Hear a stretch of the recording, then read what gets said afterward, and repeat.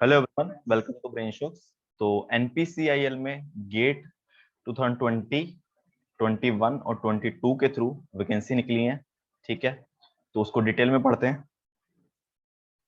सबसे पहली बात, जो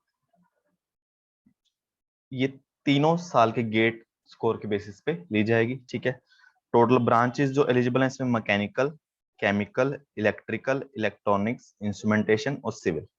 ठीक है, तो ये सीट्स हैं। ठीक है, कैटेगरी वाइज ये चेक कर सकते हो आप। और इसके अलावा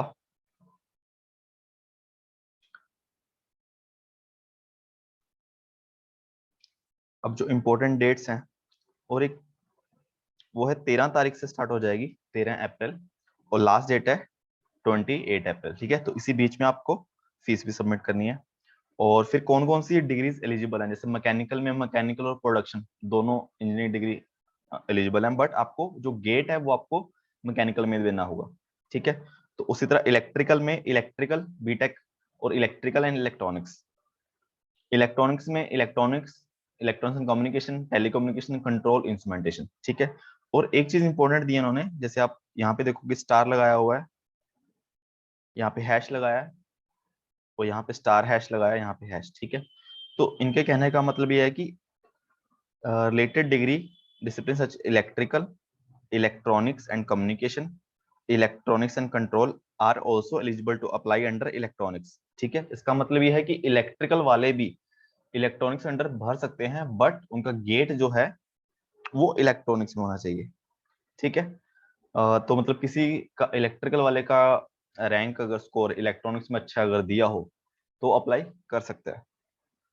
और हैश में बोल रहे हैं कि candidate with degree discipline electrical, electronics, electronics instrumentation, वो इलेक्ट्रिकल या इलेक्ट्रॉनिक्स में भी अप्लाई कर सकते हैं। ठीक है, तो अगर किसी इंस्ट्रूमेंटेशन वाले ने इलेक्ट्रिकल या इलेक्ट्रॉनिक्स पेपर दिया है, उसमें अच्छा स्कोर है, तो वो अप्लाई कर सकता है। ठीक है, तो ये चीज लिखी है, जबकि ऐसा मोस्टली होता नहीं है पीएसयूज में। इसके अलावा एज लिमिट है, यहाँ पे देखो एज लिमिट काफी कम है इसकी, बाकी पीएसयूज के हिसाब से 26 है जनरल के लिए। ठीक है, और कट आउट डेट दे सकते हो। ठीक है, अगर आप इस डेट के पहले बोर्न हुए हो तो आप एलिजिबल नहीं हो। अब आता है ट्रेनिंग। अगर आपकी सिलेक्ट होते हैं तो आपको 1 साल का ट्रेनिंग होगा। ठीक है, और प्लेसमेंट आपको as a executive training place किया जाएगा कहीं भी। ठीक है, जहां पे भी एनपीसीएल चाहता है, चाहे इंडिया है चाहे अब्रॉड। ठीक है, अब आता है सबसे इंपॉर्टेंट चीज, पैसा। स्टाइपेंड आपको देंगे ट्रेनिंग के टाइम 55,000 मंथली। ठीक है, फिक्स अमाउंट रहेगा। और वन टाइम जो बुक अलाउंस होगा वो 18,000। इसके अलावा जो भी आपका रहने आना जाना होगा वो एनपीसीएल द्वारा प्रोवाइड किया जाएगा। और अपॉइंटमेंट जब ट्रेनिंग के बाद आपकी क्या सैलरी रहेगी, आप लेवल 10 में आप पोस्ट किए जाएंगे साइंटिफिक ऑफिसर, तो आपका जो बेसिक पे है वो रहेगा 56,100। ठीक है, तो बेसिक होती है सैलरी। इसके अलावा आपको इसका 34%, जो 56,000 का वो एक्स्ट्रा मिलेगा, प्लस बाकी जो अलाउंसेस रहेंगे वो मिलेंगे। ठीक है, और जो डीए होता है ये चेंज होता रहता है हर 3 महीने बाद। ठीक है, अलाउंसेस चेक कर सकते हो, इंसेंटिव्स, और सबसे बड़ी बात बॉन्ड। ठीक है, आपको कंपनी में मिनिमम 4 साल सर्व करना है। ठीक है, 1 साल ट्रेनिंग और 3 साल ट्रेनिंग के बाद। ठीक है, बट अगर आप 4 साल से पहले जॉब छोड़ते हो तो आपको बॉन्ड भरना पड़ेगा। जितना खर्चा आपका ट्रेनिंग पे हुआ वो पूरा 6,78,000, ठीक है, ये बताया हुआ इन्होंने, वो आपको देना पड़ेगा। और सिलेक्शन प्रोसीजर क्या है कि जितनी सीट्स हैं उसमें 1:12। ठीक है, तो जैसे इलेक्ट्रॉनिक्स में 5 सीट है जनरल कैंडिडेट की, तो 60 जनरल कैंडिडेट बुलाए जाएंगे। ठीक है, और उसके अलावा जो है एक इंपॉर्टेंट चीज ये है कि गेट स्कोर की कोई वेटेज नहीं है। ठीक है, इसका मतलब आपका ओनली इंटरव्यू मैटर करेगा। किसी का रैंक चाहे लास्ट हो, ठीक है, किसी का 60 रैंक भी है, लास्ट बंदा है, अगर इंटरव्यू में अच्छा किया तो वो सिलेक्ट हो जाएगा। ठीक है, टाई ब्रेकिंग, अगर किसी के इंटरव्यू मार्क्स सेम आते हैं इंटरव्यू के मार्क्स देख सकते हो कि आपको 70% अनरिजर्व्ड वाले को और कैटेगरी वाले 60%, मिनिमम इतने मार्क्स आपको इंटरव्यू में लेने ही लेने हैं। अगर किसी के इंटरव्यू मार्क्स सेम आते हैं तो गेट स्कोर देखा जाएगा, अगर गेट स्कोर भी सेम है तो एज देखी जाएगी।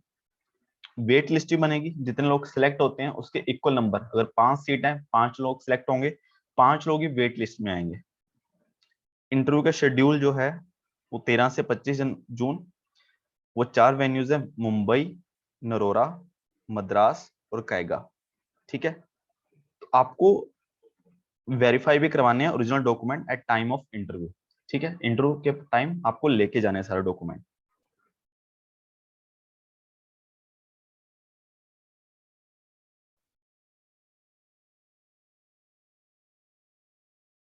ये सब कैटेगरी सर्टिफिकेट कैसे क्या चाहिए, ठीक है, वो सब पढ़ लेना आराम से। ट्रैवलिंग अलाउंस दिया जाएगा, अगर आप इंटरव्यू देने जाते हैं तो आपको 3rd AC तक का जो किराया है वो आने जाने का दोनों मिलेगा। ठीक है, तो इसके लिए टिकट वगैरह जो भी है आपका वो संभाल के रखना।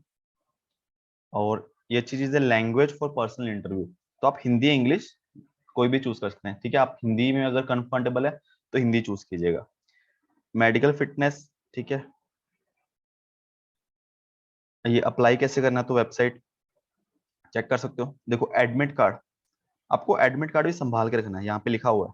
ठीक है, तो आप जब भी गेट देते हैं ना, उसका एडमिट कार्ड और स्कोर कार्ड हमेशा संभाल के रखिए 3 साल तक, जब तक वो वैलिड वैलिड है। ठीक है, तो एडमिट कार्ड आप गूगल ड्राइव पे डाल के रख लो, किसी को मेल कर दो, ठीक है, व्हाट्सएप पे किसी को भेज दो। सबसे अच्छी बात, सबसे बेस्ट तरीका है कि कलर प्रिंट आउट लेके ना उसको लेमिनेशन करवा के रख लो। ठीक है, अगर क्योंकि हो सकता है कभी भी जरूरत पड़ जाए, जैसे अभी गेट 2020 वालों को भी रिक्रूट कर रहे हैं। ठीक है,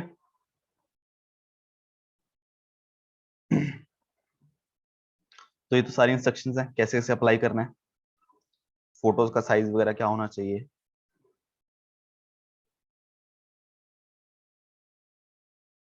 ठीक है, इसके बाद सारी डिटेल दी हुई है।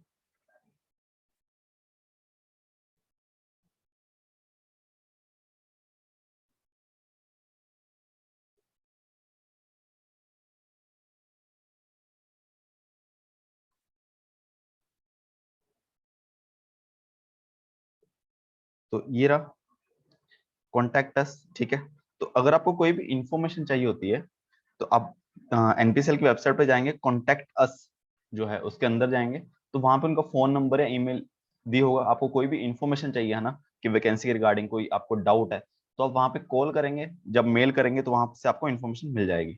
ठीक है, तो और किसको अप्लाई करना चाहिए बेसिकली वो भी डिस्कस कर लेते हैं।